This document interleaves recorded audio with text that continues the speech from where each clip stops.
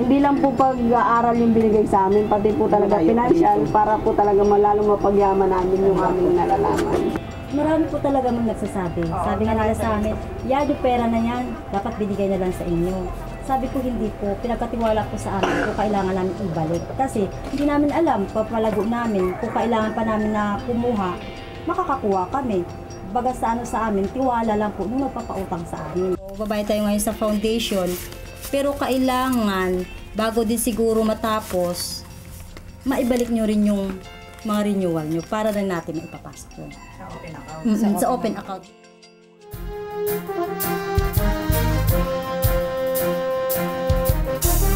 Kasi kami talaga pong kami nagpapakarga ng tubig nung hindi pa ho gawa yan. Pagka nasisira ho yan, kami na lang ho ang gumagawa ng paraan, nangungulikta ho kami bahay-bahay para lang mapagawa. Binigyan niya po ng pansin yung request namin sa kanya. Kaya nagpapasalamat po kami sa kanya dahil napakalaking tulong ho na ibinigay niya sa amin.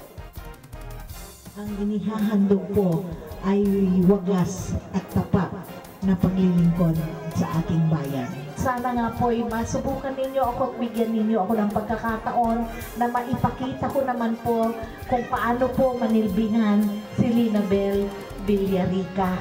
Pag bumaha, umaangat yung tulay. Hindi pwedeng ipako, inaangat ng tubig. Kaya kailangan puro tali. May nangangamatay dito. Hindi napupunan ng magulang. Nahulog na pala yung anak. Yung maganda na nga pagkakataon na yung si Bubut, si Kapitana, si Kapitan, nag-ano na sa amin na ito nga ipagawa. Yung nilapit namin kay Linabel nung may natirang gamit. Sabi ni Kapitan sa akin, o sige doon na lang sa inyo Joy para magawa yung tulay nyo. Dito kasi kahit naman ganito kami nasa squatter area, pagdating ng nagtutulungan kami. Dito isa, doon din yung isa, doon may naghahalo. Kumbaga pasa-pasa para may may buho siya, paunti-unti. Kaya ito 3 araw lang itong ginawa. Nagulat nga rin ako Talagang pag kumpleto sa gamit, ang isang gawain, talagang mabilis. Kasi ang mga tao naman dito, tulong-tulong talaga. Malaking pasasalamat namin kay Ma'am Linabel sa pagkakagawa ng tulay na ito. Siyempre, galing sa kanya Kaya nga sabi ko, swerte tayo. Kahit na hindi pa siya nakaupo, tumulong na siya sa atin. Ano pa kaya kung manalo siya, di ba?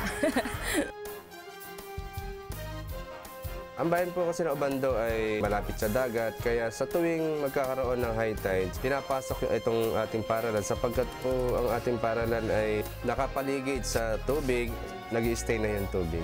Kaya yung ating pathway ay naglulumot na nagiging dahilan ng pagkadisgrasya ng bata. Ang mga classroom po namin talagang may mga tubig. Kaya noon po, ito lang po ang aming lugar na mataas. Isa po ang anak ko sa nakaranas na nag-classroom dito sa ibabaw ng stage. Dati ho kasi ang ating mag-aaral ay mahigit 500, so 16 ang guro. Ngayon po, nung laging pong may baha, laging lubog ang paaralan, ay naging 200 plus na lang po ang bata. Kaya ang guro ay uwi na lang po sa 8 bilang na lang po. Sa isang magandang pagkakataon ho, ang ating pinagpipitagan ng Ginang Linabel Villarica ay bumisita. Siya po ay nagsadya dito sa aming paaralan na nagbigay ng mga gamot at vitamin sa mga bata. Si Ginang Linabel, dito po siya tumulay.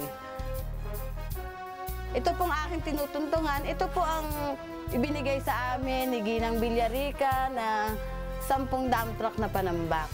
Kaya po ngayon, po ako na sumusuot sa lungga ng bubong ng eskwelahan namin.